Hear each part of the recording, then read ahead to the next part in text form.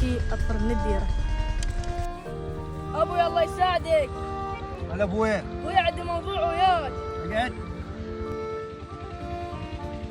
يا ابوي شنو الموضوع؟ ولد اكمل دراسه. كمل دراسة؟ اي ابوي.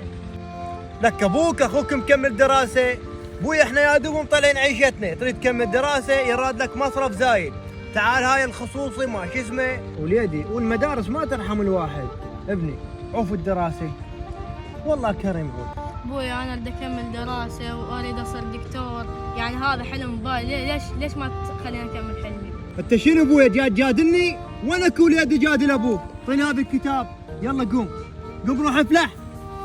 الدراسة من تالي وقت.